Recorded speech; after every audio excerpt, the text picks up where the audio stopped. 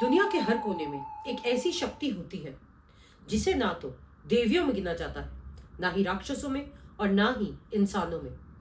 जैसे भारत में काली तंत्र की शक्तियां हैं, बिल्कुल वैसे ही इंडोनेशिया में भी एक शक्ति है जिसका नाम है रंगदा। एक ऐसी भयावह डायन जिसकी एक झलक इंसान को पागल करने के लिए काफी है और जिसकी पूजा नहीं, उसके डर से अनुष्ठान किए जाते हैं, शांति अनुष्ठान। रंगदा का अर्थ है विधवा। इसका नाम उतना ही अनोखा है जितने इसके बारे में लोक कथाएं अनोखी हैं। बाली की लोक कथाओं के मुताबिक कहते हैं एक श्रापित रानी थी, एक रानी जो दिन में रानी थी और रात में एक तांत्रिका। कहते हैं उसने काले तंत्र और कुछ निषिद्ध तंत्रों का अभ्यास किया हुआ था। कहा जाता है पति की मृत्यु के बाद रंगदा ने समाज, धर्म और देवों तक से विद्रोह कर दिया था। वो जंगलों में गई, शमशानों में गई, उसने साधनाएं की और धीरे धीरे वो इंसान से प्रेत और प्रेत से एक डायन बन गई। कहते हैं रंगदा की मृत्यु एक अनुष्ठान के दौरान हुई। तंत्र विद्या पाने के बाद उसने उसका प्रयोग करना शुरू किया। एक तांत्रिक क्रिया के दौरान गांव वालों को पता लग गया। उन्होंने रंगदा को मौत के घाट उतार दिया। उन्हें लगा शायद इसके बाद सब कुछ ठीक हो जाएगा। ये उनकी बहुत बड़ी गलतफहमी साबित हुई। मृत्यु के बाद रंगदा बन गई मृत्यु और महामारी की देवी। एक ऐसी देवी जिसका नाम तक सुनने से उनकी रूह कांप जाती है। रंगदा का रूप बेहद भयावह बताया जाता है। बाहर निकली हुई जीभ, अंगार से लाल उभरी हुई आंखें, लंबे बिखरे हुए बाल, लंबे नाखून, नोकीले दांत और खून से रंगा हुआ चेहरा।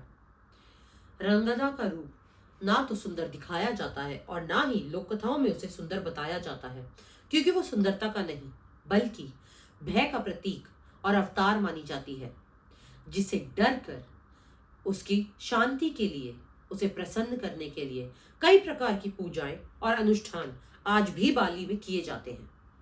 रंगदा और बराऊ, इनका एक खास नाता है।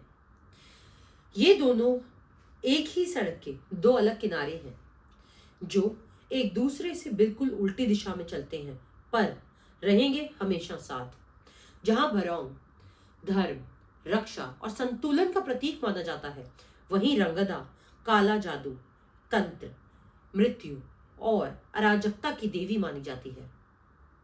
बराऊ डांस ये सिर्फ एक डांस नहीं, ये एक रिचुअल है जो आज भी बाली में परफॉर्म किया जाता है। कहते हैं इसमें परफॉर्म करने वाले डांसर्स या फिर साधक, या कहूं कि जो ये रिचुअल परफॉर्म करते हैं, वो एक ट्रांस में चले जाते हैं या फिर कह सकते हैं पॉजेस हो जाते हैं। ये लोग खुद को खुद ही चाकू मारते हैं, एक बार नहीं कई बार, डांस करते करते। पर अजीब बात यह है कि इस चाकू के वार से ना तो ये घायल होते हैं, ना ही इनके चेहरे पर किसी तरह का डर या दर्द दिखाई देता है। बराऊ डांस कोई परफॉर्मेंस या फिर कोई कला नहीं, ये एक आध्यात्मिक युद्ध माना जाता है। कहते हैं रंगदा की आंखों के साथ एक श्राप जुड़ा हुआ है। जो भी उसकी आंखों में देखता है वो कमजोर होने लगता है, उसकी आत्मा कमजोर पड़ने लगती है और वह व्यक्ति मानसिक रोगी बन जाता है। बच्चों में भी रंगदा से आमना सामना होने के बाद आवेश, चिड़चिड़ापन और बढ़ता गुस्सा देखा जा सकता है। कई बार कई केसेस में, वर्स्ट केस में, मौत तक हुई है। डर इस हद तक है कि आज भी बाली के लोग यही कहते हैं कि रंगदा की आंखों में कभी मत देखना। बाली की मान्यताओं के अनुसार रंगदा काले तंत्र की साधिका नहीं बल्कि खुद उसका मूल अवशेष मानी जाती है, उसका स्रोत मानी जाती है। जहां बाकी तांत्रिक शक्तियों को बुलाया जाता है, कहते हैं रंगदा वही शक्ति है जो खुद बुलाए जाने पर आती है। मतलब रंगदा किसी तांत्रिक की दासी नहीं बल्कि खुद उसका मेन पार्ट है, उसका मेन स्रोत है, जिससे तांत्रिक शक्तियां मांगते हैं, जिससे वो शक्तियां लेते हैं और जो खुद एक शक्ति का रूप है। बाली का ब्लैक मैजिक किसी क्रिया, पूजा या फिर किसी अनुष्ठान पर नहीं बल्कि संतुलन पर आधारित है। रंगदा को नष्ट नहीं किया जा सकता, इसीलिए उसे शांत किया जाता है। बाली में काला तंत्र किसी डर के लिए नहीं, बल्कि सिर्फ जीवित रहने के लिए किया जाता है। लोक विश्वास के अनुसार रंगदा पुराने जंगलों, पुराने मंदिरों और शमशान से जुड़ी हुई है, क्योंकि उसकी शक्ति का स्रोत ही मृत्यु की शक्ति है, या फिर यूं कह सकते हैं कि मृत्यु की शक्ति से उसकी शक्तियां शुरू होती हैं। कहते हैं कि जहां जीवन समाप्त होता है वहां रंगदा की शुरुआत होती है। कथाओं में कहा गया है कि कुछ साधक रंगदा से रक्षा और शक्ति मांगते हैं, पर बदले में उन्हें ताउम्र पूरी जिंदगी और कभी कभी मरने के बाद भी अनुशासन और भय में रहना पड़ता है। कहा जाता है रंगदा को कुछ भी मुफ्त में नहीं देती, वो हमेशा कीमत वसूलती है। रंगदा के तंत्र से जुड़ी कुछ खास वस्तुएं हैं, जैसे हड्डियां, रक्त के चिन्ह, काले धागे और सबसे महत्वपूर्ण रंगदा का मास्क यानी मुखौटा। पर माना जाता है कि ये शक्तियां नहीं देती। इनमें से एक भी वस्तु ऐसी नहीं जो आपको शक्ति प्रदान करे या फिर खुद में शक्ति को समा सके। ये शक्ति को आकर्षित करती हैं। रंगदा के मुखौटे कोई साधारण आर्ट नहीं है, इन्हें रंगदा का जीवित प्रतीक माना जाता है। कहते हैं इन मुखौटों में रंगदा का स्वरूप या फिर उसकी जीवन अवस्था या फिर उसकी शक्ति स्थिर हो सकती है। इसी वजह से इन्हें मंदिरों में छिपाकर किसी एक कमरे में बंद रखा जाता है। कहते हैं अगर रंगदा शक्ति है तो उसके मुखौटे उसी शक्ति का द्वार है। रंगदा का तंत्र किसी मंत्र, पूजा, अनुष्ठान या क्रिया में नहीं, बल्कि भय में समर्पित है, या फिर कहें कि भय में समाया हुआ है।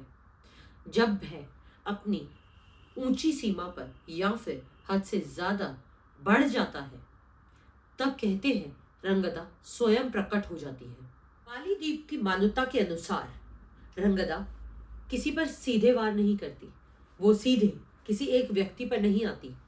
वो पहले पूरा वातावरण दूषित करती है और फिर धीरे धीरे पूरे समूह को अपने कब्जे में ले लेती है।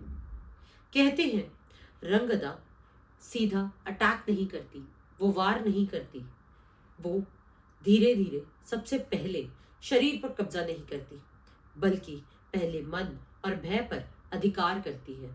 इसकी शुरुआत के कुछ संकेत होते हैं, जैसे अचानक ठंड का महसूस होना, बिना कारण हर वक्त डर महसूस होना, कानों में आवाजें आना, सर भारी होना और नींद में उठकर अचानक से चीखना। जब ये संकेत कई लोगों में एक साथ कई बार महसूस होने लगे या दिखाई देने लगे, तब समझ लिया जाता है कि रंगदा पास है। रंगदा के बारे में सबसे खतरनाक बात यह है कि ये किसी एक व्यक्ति नहीं, बल्कि पूरे गांव पर एक साथ प्रभाव डालती है। कई केसेस में देखा गया है औरतें अचानक से चिल्लाने लगती हैं, बच्चे अचानक गिर जाते हैं। कई बार बाली के लोग प्राचीन बाली भाषा बोलने लगते हैं, जिसका आजकल किसी को नॉलेज भी नहीं है। कई बार देखा गया है लोगों में एक असामान्य शक्ति आ जाती है, पर यह कोई बीमारी या कोई महामारी नहीं मानी जाती। ये एक आत्मिक संक्रमण माना जाता है। लोक कथाओं के अनुसार या फिर यूं कहूं लोक विश्वास के अनुसार माना जाता है कि महिलाएं और बच्चे ऊर्जात्मक रूप से संवेदनशील होते हैं। इसीलिए कहते हैं कि रंगदा उनसे ज्यादा जुड़ती है, क्योंकि रंगदा खुद एक स्त्री है और वो अपने ही जैसे ऊर्जा स्तर से जाकर जुड़ती है। कहते हैं महिलाएं और बच्चे इससे सबसे ज्यादा प्रभावशाली इसलिए भी होते हैं क्योंकि रंगदा अपने जैसे ही शरीर से ऊर्जा खींचती है। इससे बचने के भी कुछ तरीके हैं, पर वो केवल ट्रेडिशनल हीलर या फिर बालिनीज प्रीस्ट, जिन्हें पेगांकू भी कहते हैं, द्वारा किया जा सकता है। इसमें अग्नि प्रज्वलन करके मंत्रोच्चारण के साथ धूप, चावल और पवित्र जल द्वारा अनुष्ठान किया जाता है। पर याद रहे, रंगदा को भगाया नहीं जाता, उसे केवल शांत किया जा सकता है। और अगर यह अनुष्ठान या फिर शुद्धि ना की जाए तो उस केस में लंबी बीमारी, आत्महत्या के ख्याल, पागलपन और अंत में मौत भी हो सकती है, क्योंकि कहते हैं रंगदा छोड़ती नहीं, वो धीरे धीरे खा जाती है। बाली के लोग रंगदा की तुलना भारतीय तांत्रिक शक्तियों से भी करते हैं।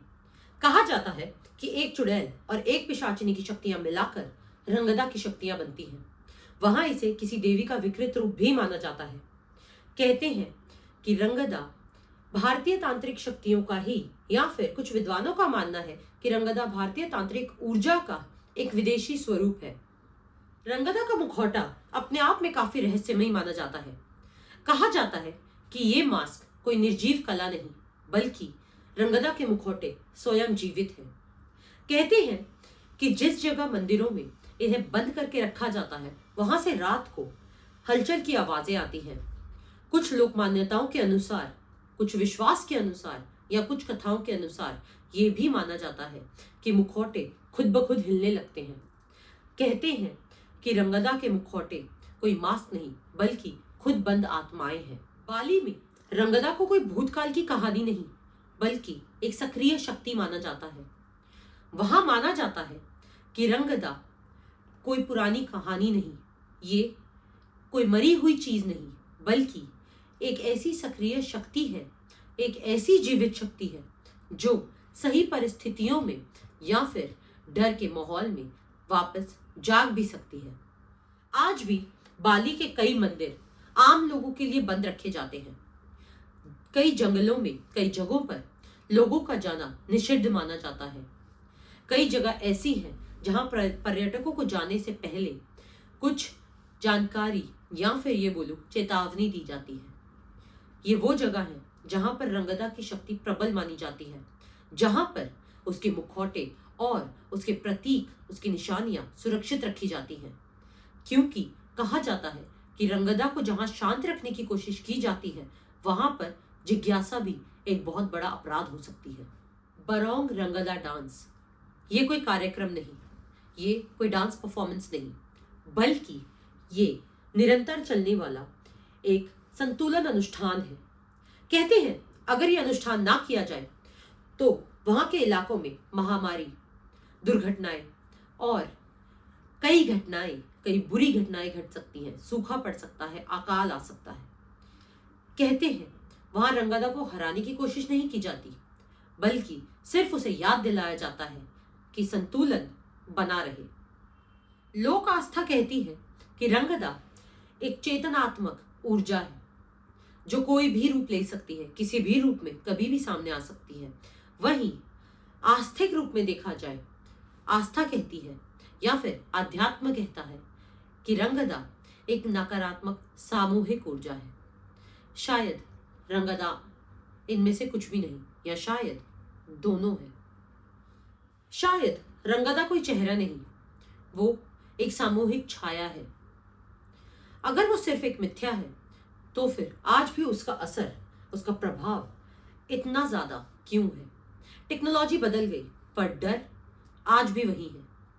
रंगदा किसी प्रभाव पे नहीं आती, वो किसी एक व्यक्ति या शरीर पर हमला नहीं करती, वो पूरे समाज पर हमला है।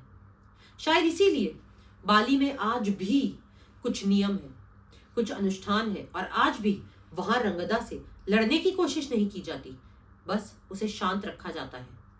रंगदा अब जंगलों में नहीं, अब वो हमारे डर में, हमारे मन में रहती है। जब डर बढ़ता है, जब संतुलन बिगड़ता है, तब वो वापस आती है, सपनों में, डर में, आवेश में और हमारे समाज में। कुछ शक्तियां कभी मरती नहीं, वो समय के साथ अपना रूप बदल लेती हैं, और रंगदा शायद उन्हीं शक्तियों में से एक है। अगर आपको ये वीडियो पसंद आई हो तो लाइक, शेयर और सब्सक्राइब करें। इंस्टाग्राम चैनल का लिंक नीचे डिस्क्रिप्शन में दिया गया है, जाकर फॉलो जरूर करें। और हाँ, कमेंट सेक्शन में जरूर बताएं कि नेक्स्ट वीडियो कौन सी एंटिटी पर बनाई जानी चाहिए। तब तक के लिए धन्यवाद। मैं हूं आपकी अपनी साइकिक गाइड महिमा।